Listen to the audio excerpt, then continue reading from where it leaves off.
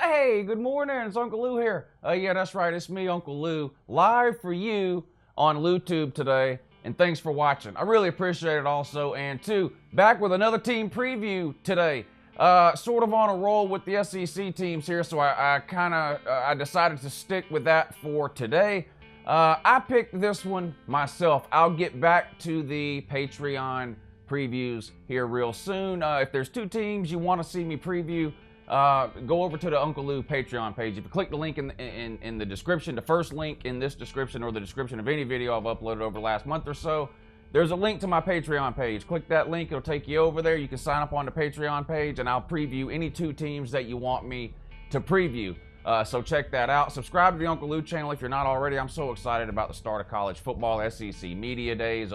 Really, this is when everything really starts to ramp up for college football season. About 7 weeks away now. I can't wait. I'm so excited. 6 weeks really.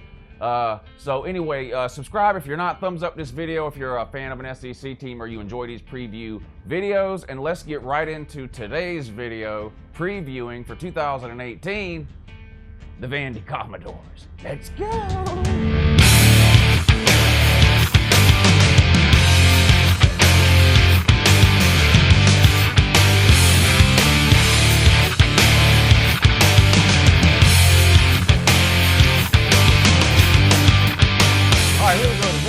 Commodores. Now, of course, head coach Derek Mason going into his fifth, sixth year there at Vandy. Nothing I would really consider to be a breakout season under Derek Mason and Vanderbilt. Of course, he replaced James Franklin, who took Vanderbilt to places they've rarely seen before, 9-10 win seasons. Of course, he's been gone up to Penn State, and we really are starting to see now how good of a coach he really is with what he's doing at Penn State. Of course, us down here in the SEC, we already knew that after seeing what he did at Vanderbilt, but everyone's starting to take notice now. Franklin, an elite coach for sure. Now, Derek Mason hasn't been terrible. He won, I think, 3 games and then 4 games and then 6 games. Sort of took a step back last year, finishing 5-7, right? Was that their final record? Yeah, 5-7. Missed out on a bowl game after making one a couple of years ago, so a little bit of a disappointing season, I think, for Vanderbilt, especially when you consider that they had Ralph Webb coming back last year as a senior, the school's all-time leading rusher after only 3 years. He really fell off the map. Vanderbilt's rushing game in general fell completely off the map last year. I'll talk a little bit more about that in a second. Now, of course, they do have Kyle Shermer coming back this year. He did okay last year. I think he had, what did he have, 26, 27 touchdowns, something like that. Vanderbilt was actually 4th in the SEC in passing last year. The issue was defense. The defense was horrible, and like I said, the disappearance of the running game, which was really kind of a head scratcher because a lot of people sort of thought it might be the other way around, that Ralph Webb would have a big senior year, but sort of just disappeared there. Their biggest win last year, really, I guess Kansas State, right? As far as the best team they beat. Now, if you ask most Vanderbilt fans, they would be more excited about their win over Tennessee for obvious reasons. That's an in-state rivalry, a series that over the course of history, Tennessee has dominated, but lately Vanderbilt has turned that around, winning 4 of the last 6 games against in-state rival Tennessee. Yeah, of course, Tennessee didn't beat anybody in the SEC last year, if I remember correctly. Pretty sure they were 0-8. Yeah. Vanderbilt 1-7, their only win, SEC win, coming over their little brother from down the road there in Tennessee, the Vols. So, all right, so what do they look like this year? Well, I already mentioned Kyle Shermer is back, right? Vandy 4th in the SEC in passing last year. He had 26 touchdowns last year. Of course, Ralph Webb gone.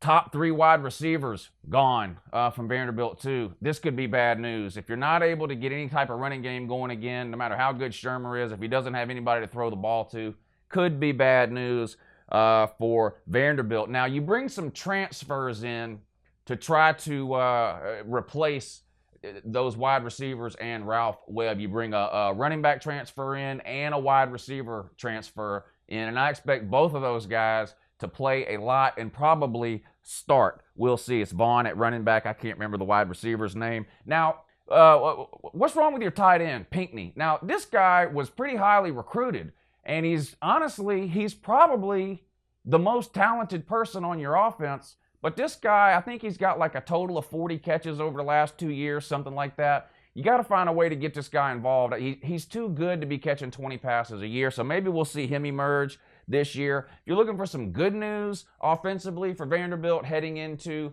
next year or this coming year, 2018, in addition to having Kyle Shermer back, this will be his 3rd year as the full-time starter. Really, he's the best quarterback Vanderbilt has had since Jay Cutler. So, I mean, he's no slouch. He puts up pretty good numbers. But on top of that, or in addition to that, you return all 5 starters on an offensive line that, even though your run game was terrible, which tells me they're probably not that good run blocking, they're okay pass blocking. Now, we'll see if they can sort of get it together and maybe push some defenses off the line of scrimmage this year and try to get some kind of a running game going, because as good as Kyle Shermer is in the SEC, you've got to be able to run the ball consistently to have any type of serious success. Not even really just the SEC. I mean, that just sort of is a general rule of football. You got to be able to run the ball a little bit. Last year, Vandy could not. Ralph Webb or Vandy's offense went from something like 160 yards rushing a game in 2016 to something like 105 yards rushing in 2017. So 60 yards a game difference is huge. When you multiply that out over 12 games, that's over 700 yards less rushing that Vanderbilt had in 2017 than they had in 2016 with their school's all-time leading rusher. It's hard to understand what happened there with the running game. I don't know, maybe it was a scheming issue, a play calling issue, but you got to get that figured out for 2018.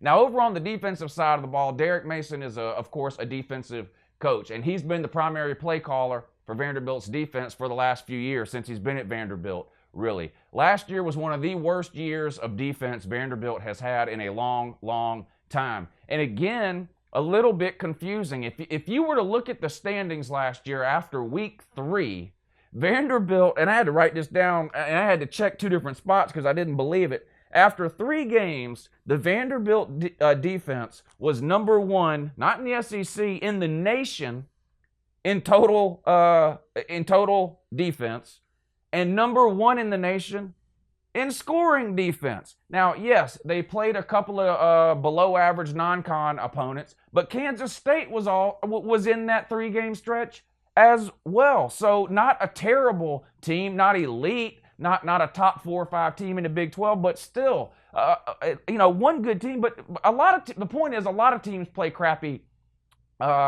schedules the first 2 or 3 weeks of the year. But not a lot of teams were number 1 in the nation in total defense and scoring defense. Vanderbilt was. Now, what happened after that? You gave up 40 points in almost every single SEC game you played. It was hard to watch Vanderbilt. I mean, everybody remembers the Alabama game. Wasn't that 58-0? Probably could have been 158-0. You had several other blowouts. You had, Georgia blew you out. You had several blowout losses last year where you gave up 40+ points. You really got pushed around. On your defensive front there. Teams ran all over you. You really had no answers for anything defensively last year. So what does Derek Mason do? He brings in this guy from Stanford, Tarver. Not the DC from Stanford. He was an assistant at Stanford. But he brings this guy in from Stanford, Tarver, and he's going to turn the defensive play calling duties over to Tarver. So I don't know. Maybe this will free Mason up to focus on other things during the game and not have to get bogged down in the second-by-second routine of what's going on with the defense in terms of calling every single play, and maybe Tarver can get that defense up to where it needs to be to try to compete at some kind of level in the SEC, because the performance that your defense put on the field last year was absolutely abysmal and embarrassing. I mean, it was just awful. The defense was really, really bad. I mean, even some of the really bad Vanderbilt teams, I mean, your 1- and 2-win teams from back in the day, a lot of those teams didn't have defenses as bad as what we saw last year. Let's just be real. All right, any bright spots on the defense? Well, you got that linebacker, Wright. He had 9 sacks last year, so he's a pretty good pass rusher.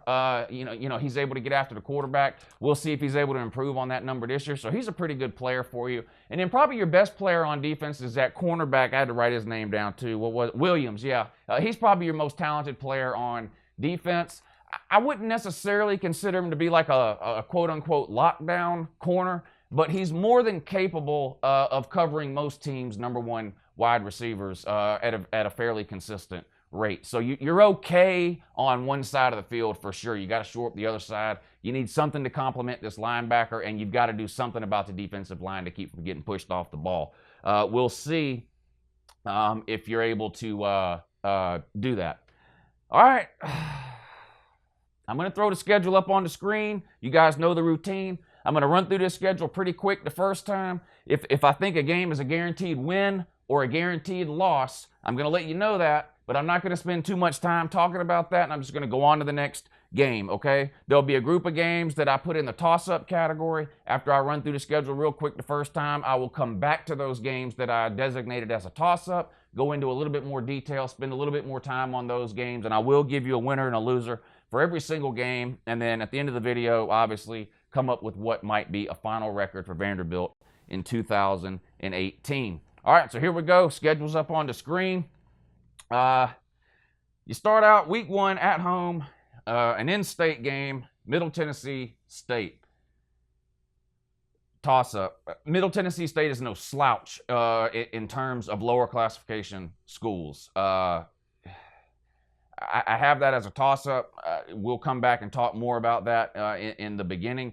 That's a game I think you really need to try to find a way to win, especially if you've got any hopes of trying to make a bowl game this year. But anyway, I'll come back and talk more about that at the end. All right, week 2 at home again, Nevada. I gave you a win there. They won 3 games last year. You should be able to beat Nevada. I mean, the reality of the situation is this. If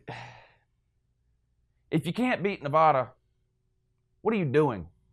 I mean, if you can't beat Nevada, then chances are you're going to lose every other game on your schedule after that. I'm just being honest with you. So if you're a Vanderbilt fan, you better keep an eye on that week 2 game because that's probably the worst team you play.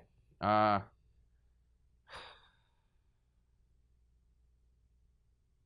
might be one other team that's worse. Anyway, all right, week 3, your first road game at Notre Dame, loss. If this was a spelling bee, this would be a close contest. It's not a spelling bee. You don't have a chance to win at Notre Dame. I'm sorry. They're on another level right now than you are. Expectations are sky high in South Bend this year. They get their quarterback back. They do lose their leading rusher, but trust me, Notre Dame's not going to have any trouble running the ball on anybody they play, especially Vanderbilt. Their offensive line is elite. They lost 2 players to the NFL draft, first-round picks, I believe. But they'll replace those guys with little to no problem, and the 3 they have coming back are more than capable. They're going to run all over you. Maybe Shermer gets hot in this game and can keep it close for a while, throwing you guys down the field, but there's no way you win that game, in my opinion. I got to give you a loss. All right, you come back home for your first SEC game against South Carolina. Loss. I'm sorry. South Carolina is going to be a pretty good team this year. Here's the thing about South Carolina. I've said this a bunch of times on live stream. I'm sure I'll get into this in a lot of detail when I do a South Carolina preview video, which is coming soon. South Carolina may be favored in 10 of their 12 games this year. I mean, they're not going to be favored against UGA and Clemson, but they could be favored in the other 10, including this one. I don't trust Will Muschamp necessarily to go 10 for 10 in games that he's supposed to win, but I trust him to win this one. And plus, well, no, you get them at home. That is an advantage, but I just think you're going to be a little beat up and demoralized after you come back from Notre Dame, and I think South Carolina takes advantage and gets a pretty easy win over you. I have you as a loss. All right, then you get another non-con opponent, another in-state opponent, Tennessee State. I gave you a win there. They're not a good program. If you were to rank every team in Tennessee, of course, the Vols would be dead last. But Tennessee State's not far behind. They're not a good team. I'm going to say the same thing I said about Nevada. If you can't beat Tennessee State, give up. You won't win another single game. All right, then you got to go on the road to Georgia. You guys know I try to do these videos as straight down the middle as I can.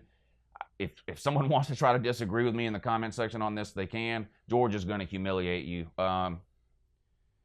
You beat UGA. The last time you played in Athens, you beat UGA on homecoming. How in the hell do you lose to Vanderbilt at home on homecoming? Yeah. So, Kirby Smart's a master of finding motivation, looking for weird ways to motivate his players. I guarantee you that will be brought up during the week of this Vanderbilt game because Georgia's going to need some type of motivation to get excited about this game. You're going to be a terrible team. Everyone's going to know it by this point in the season. Kirby Smart will use that win you had 2 years ago in Athens against you this year, and they're going to blow you out. This game is going to be real ugly.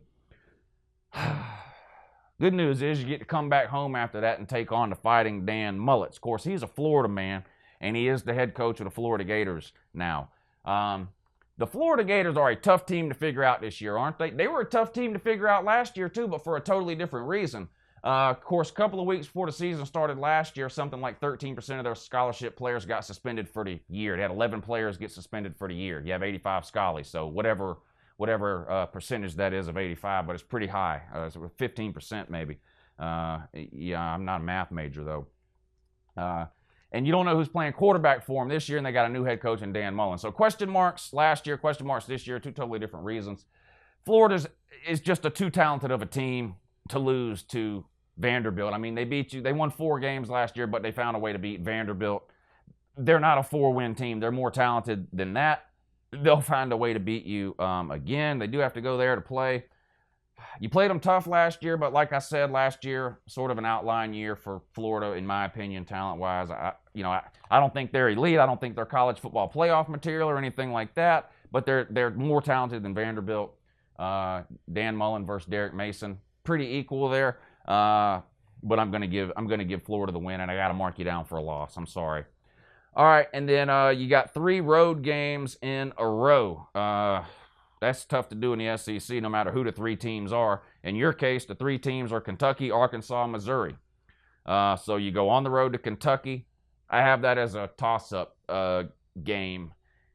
And honestly, Kentucky's probably a better team. I'll come back to that at the end. On the road at Arkansas, I have that as a toss-up game. They've got a new coach. Chad Morris got rid of Brett Bielema. Finally, I don't understand what took so long. The Arkansas people loved Brett Bielema. They didn't care what the record was. They just loved the guy. I don't know. I think Brett Bielema used to just meet random fans at Shoney's all the time, and so people just got to love him and never wanted to get rid of him. But finally, he's gone. They got Chad Morris in there. It's on the road. I have it as Arkansas was a terrible team last year, but this is on the road. They got a new coach. Well, so who knows what they'll be doing at this point in the year. I have it as a toss-up. Then you go on the road to Missouri. I talked in the beginning of this video about Kyle Shermer and how he's one of the best quarterbacks you've had. Well, Kyle Shermer, meet Drew Lock. Drew Lock is an absolute beast when it comes to throwing the ball. This guy's got an NFL arm. Now, the rest of his team, average to below average, but Drew Lock is the real deal. You got to play him there. That doesn't really matter, though. Mizzou doesn't have a home field advantage. Their stadium, there's high school stadiums in Georgia that are bigger than this stadium. At Missouri, it's an embarrassment to the SEC, really. Drew Lock's going to light that defense up, though, ain't he? I have you for a loss there. I think Mizzou wins that game. Mizzou could be a team that's heading in the right direction if they can get anything at all figured out with their defense. But I put you down as a loss in that game. You end the season with 2 home games, Ole Miss and Tennessee. Ole Miss on probation. Shea Patterson gone to Michigan to spend the night party with Jim Harbaugh. They've got some other quarterback. What's with all these quarterbacks now that you can't pronounce their name? This guy's last name has an apostrophe in it, I think, Tamu or something. I don't know. Anyway, point is, they're on probation. They kept their coach from last year. His name escapes me. Is it Luke? Anyway, doesn't matter. I think they beat you. I grossly underestimated Ole Miss last year. I spent all last offseason saying, Ole Miss got no reason to play. They can't play in a bowl. They're on probation. They're demoralized. They're going to be terrible. They came out and won more games than I thought they would do. Now, I'm still a little low on Ole Miss this year. I don't think they're going to be a great team, but I'm trying not to fall for the same trick I fell for last year. This is at home. Toss-up. And then the last game of the year, Tennessee, obviously toss-up. Big. This is a huge game. Possible that, it's possible that this could be like a playoff game to get into a bowl for both teams, right? Both of these teams, Vandy and Tennessee, could potentially be sitting on 5 wins heading into that game. I mentioned you've humiliated them 4 out of the last 6 years. You get them at home this year, toss-up. All right, so that works out to what? I gave you 2 wins. I gave you 5 losses and 5 toss-ups. All right, let's go back through the toss-ups. Week 1, Middle Tennessee State. I'm going to give you the win there, but I'm telling you right now, don't underestimate Middle Tennessee State. They're better than these other crap non-con teams. They're better than Nevada. They're better than Tennessee State. But you need to win this. If you lose this game, you're not making a bowl. It's that simple. There's no other path on this schedule to a bowl. There's just not. You got to win that game. It's at home. It's week 1. Injuries shouldn't be an issue. You got 6 months to prepare for whatever it is Middle Tennessee State's going to try to do. You have to win that game, okay? You gotta win that game. This is a must-win game. Not very often that an SEC team is playing Middle Tennessee State and you can say it's a must-win game. This is a must-win game. I gave you the win. Do not disappoint me. I'm an SEC homer. Don't make me make a video Sunday morning after this game laughing at you, okay? Don't do it, because you know I will.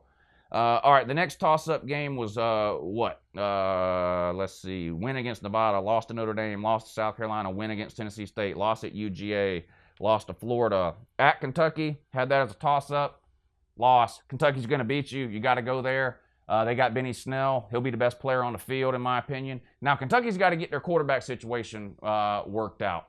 I don't think they have a quarterback on their roster that's ever taken a snap in college football.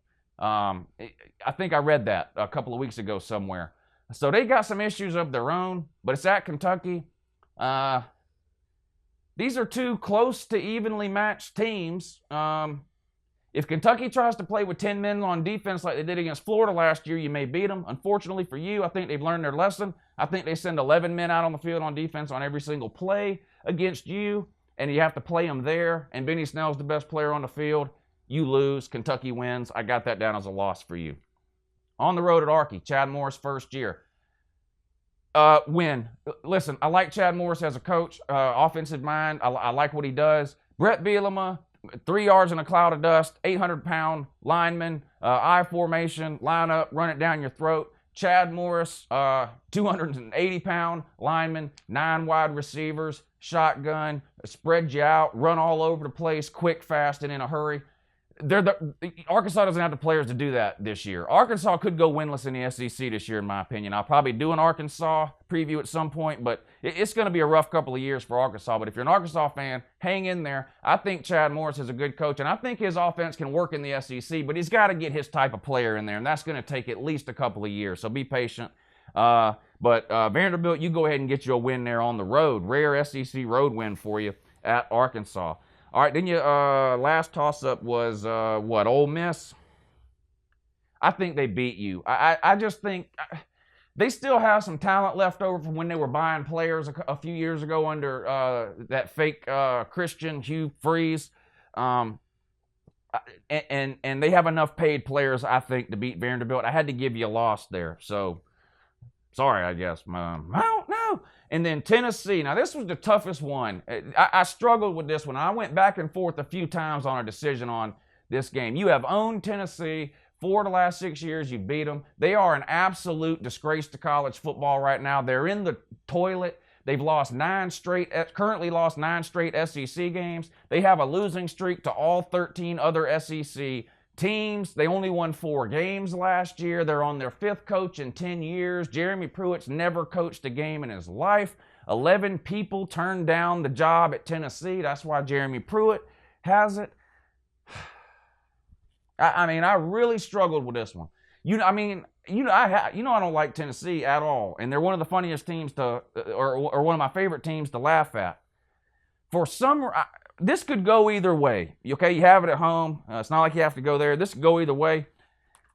By this point in the season, Tennessee could be eliminated from bowl eligibility, or they could be sitting on 5 wins. They could be sitting, or they could be sitting on 3 wins. I mean, who knows, really? We're going to have to wait and see there. They're not going to be sitting on 8 or 9 wins at this point, I promise you that.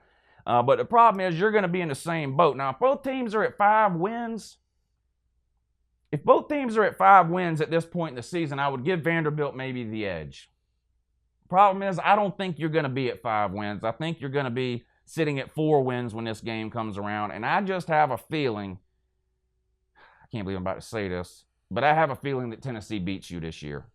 I don't know why. There's really no evidence to back that up. I can't look at Tennessee's roster and tell you, well, because they have these elite players, they're going to beat you, or because Jeremy Pruitt's a great head coach, they're going to beat you. I mean, there's nothing. It's just a gut feeling I have, really. I have a feeling Tennessee gets it done, wins this last game of the year, and sends the Voltards into the offseason on a winning note. So that puts you at 4-8.